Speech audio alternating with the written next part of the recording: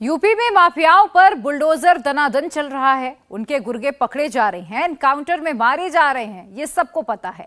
मुख्तार के साम्राज्य पर योगी सरकार का कहर बीते 7 साल से टूट रहा है, लेकिन बीते 17 महीने में यूपी में मुख्तार के साथ ऐसा क्या हुआ कि मुख्तार रोने पर आ गया, हाथ जोड़कर गिड़गिड़ाने लगा, जेल बदलने के लिए सुप्रीम कोर्ट तक पहुंच गया।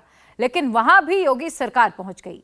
एक वक्त ऐसा था जब पूर्वांचल में माफिया मुख्तार की अपनी सरकार चलती थी, लेकिन बीते 17 महीने में सीएम योगी ने ऐसा क्या कर दिया है कि मुख्तार अब हाथ जोड़ने लगा है, जोर जोर से चिल्लाकर रहम की भीख मांग रहा है। यूपी के सीएम योगी ने ऐसा क्या किया कि मुख्तार हाथ जोड़ने लगा? कोर्ट में माफिया डॉन मुख्तार अंसारी अचानक क्यों रोने लगा? आखिर मुख्तार अंसारी इतना डरा हुआ क्यों है? मुख्तार अंसारी क्यों मांगने लगा रहम की भीख? 17 महीने में ऐसा क्या हुआ कि मुख्तार कांपने लगा? जो डर का दूसरा नाम था वो खुद खौफ में क्यों है? मुख्तार को डर सीएम योगी के एक्शन का है, दहशत उसका कूद साम्राज्य पर दौड़ रहे बुलडोजर का है, खौफ जेल में हत्या की है, भय एक के बाद एक हो रही सजा की है। डॉन मुख्तार अंसारी बीते 40 सालों से माफियागिरी कर रहा है, लेकिन इससे पहले मुख्तार कभी इतना नहीं डरा जितना बीते 7 सालों से वो खौफ में है। दूसरों को मौत देने वाला आज खुद सजा से थर-थर कांप रहा है, क्योंकि जब से यूपी में सीएम योगी का राज आया है, माफिया मुख्तार के गुनाहों का हिसाब हो रहा है। योगी आए तो मुख्तार को पंजाब से यूपी लाए, योगी आए तो मुख्तार के कब्जे पर बुलडोजर चलाए, योगी आए तो मुख्तार के गुनाहों का हिसाब होने लगा, योगी आए तो मुख्तार को भी हत्या का डर सताने लगा। और मुख्तार के डर का कारण ही कानून का हंटर है। मुख्तार यूपी के बांदा जेल में बंद है और उसके ऊपर दर्ज केसों पर अब एक के बाद एक फैसले आने लगे हैं। और अब मुख्तार अंसारी को कोयला व्यापारी नंद किशोर रुंगटा के भाई महावीर प्रसाद रुंगटा को धमकी देने के मामले में सजा हुई है। वाराणसी के एमपी एमएलए कोर्ट ने मुख्तार अंसारी को दोषी करार दिया है। मुख्तार को 5 साल 6 महीने की सजा हुई है और 10,000 रुपए जुर्माना भी लगा है। सजा को सुनते ही मुख्तार कोर्ट में ही रोने लगा, सिर पकड़कर रहम की भीख मांगने लगा, जज से गुहार लगाने लगा। मुख्तार बोला, मिलॉर्ड इतना रहम कर दीजिए कि मेरी सभी सजाएं एक साथ चलाई जाए। मैं 60 वर्ष से अधिक का हो चुका हूं और अक्सर बीमार रहता हूं। ऐसे में मुझे अब तक 6 मुकदमों में दोषी पाए जाने की सजा का ऐलान हो चुका है। लिहाजा मेरे सारे गुनाहों की सजा एक साथ चलाई जाए। और कोर्ट ने मुख्तार की दलील मान ली। जो लोग पर्व और त्योहारों में उपद्रव पैदा करके यहाँ की कानून व्यवस्था को व्हीलचेयर में लाने का काम करते थे, आज वे स्वयं व्हीलचेयर में पड़े हुए हैं और सांस लेने के लिए तरस रहे हैं। तो जो कानून व्यवस्था को व्हीलचेयर पर ले जाते थे, भाइयों बहनों, आज उन्हीं को व्हीलचेयर में पहुंचाने का काम कर दिया गया।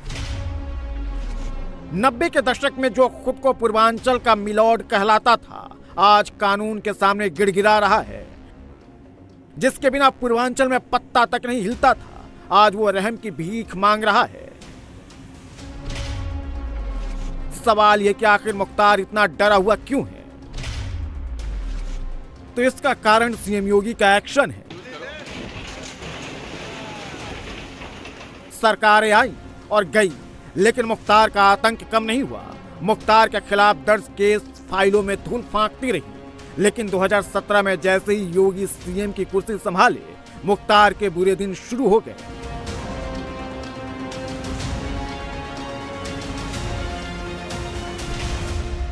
माफिया मुख्तार अंसारी पर कुल 65 मुकदमे दर्ज हैं और योगी सरकार में मुख्तार को 7 केसों में सजा हो चुकी है। आलमबाग में धमकी और अवैध कब्जे के मामले में 7 साल की कठोर सजा और 37,000 रुपए का जुर्माना लग चुका है। हजरतगंज केस में गैंगस्टर एक्ट के तहत 5 साल की सजा और 50,000 रुपए का जुर्माना।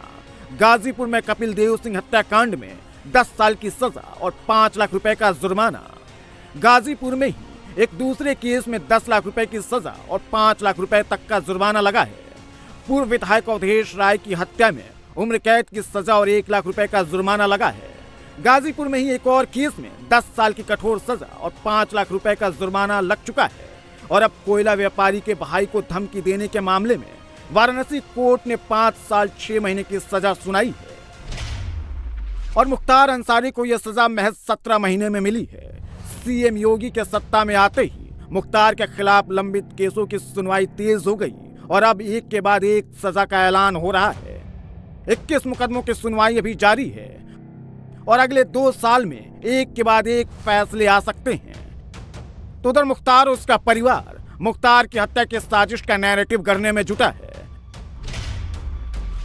मुख्तार को यूपी से बाहर शिफ्ट करने के लिए परिवार सुप्रीम कोर्ट पहुंचा है। याचिका में अतीक अहमद की तरह मुख्तार की हत्या का डर जाहिर किया गया है। मुख्तार की याचिका पर 15 दिसंबर को सुनवाई हुई। मुख्तार को यूपी के बाहर ले जाने की याचिका का योगी सरकार ने विरोध किया। यूपी सरकार के वकील ने कहा कि अगर जरूरत पड़ी तो मुख्तार की सुरक्षा को और पुख्ता किया जाएगा।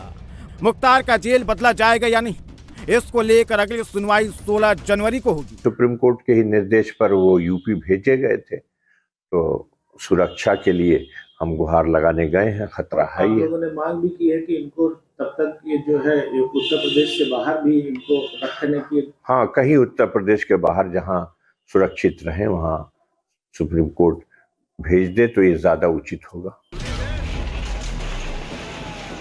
2017 से ही यूपी में माफियाओं पर योगी का एक्शन जारी है। मुख्तार से लेकर अतीक के गुर्गों और उनके अवैध कब्जे पर बुलडोजर दनादन दौड़ रहा है। मुख्तार अंसारी का नाम क्राइम की दुनिया में पहली बार 1988 में आया, जब मंडी परिषद की ठेकेदारी को लेकर लोकल ठेकेदार सचिदानंद राय की हत्या कर दी गई। इसके बाद मुख्तार ने कभी पीछे मुड़कर नहीं देखा। एक के बाद एक क्राइम कर मुख्तार पूर्वांचल का डॉन बन गया।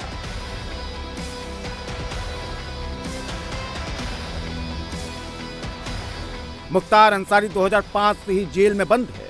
2017 से पहले तक मुख्तार जेल से ही अपने साम्राज्य को चलाता रहा। मुख्तार 1996 से 2022 तक 26 सालों तक विधायक रहा, जिनमें से 17 साल तो जेल से ही वो विधायकी का चुनाव लड़ा और जीता।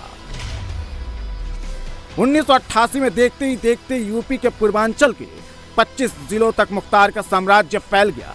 गाजीपुर, वाराणसी, मिर्जापुर, जौनपुर, आजमगढ़, मऊ, बलिया, देवरिया, गोरखपुर मुख्य जिले हैं। लेकिन जैसे ही यूपी में योगी की सरकार है, मुख्तार पर कानून का बुलडोजर दौड़ने लगा। गाजीपुर से लेकर लखनऊ तक बुलडोजर एक्शन शुरू हो गया। गुर्गों को पकड़ने के लिए पुलिस की वैन दौड़ने लगी।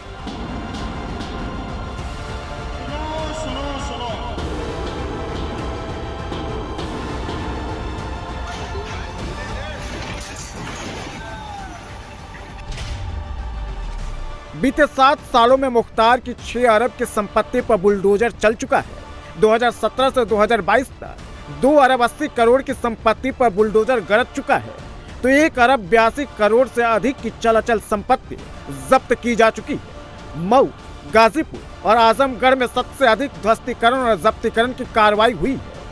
आजमगढ़ के नाम से तो बहुत दुनिया कांपती थी, तो कम से कम अपनी आवाज से भी गुंजाइए अपनी आवाज को कि कम से कम यहाँ से लखनऊ और दिल्ली तक आवाज जा सके। तो सबसे पहले ताकत बनने के लिए हमें क्या करना होगा?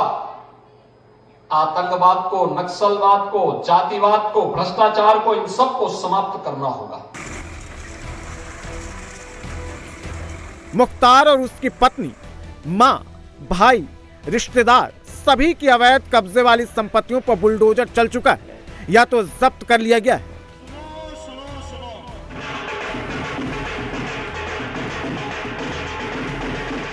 मुख्तार की कमर तोड़ने के लिए उसका गैंग पर एक्शन जरूरी था।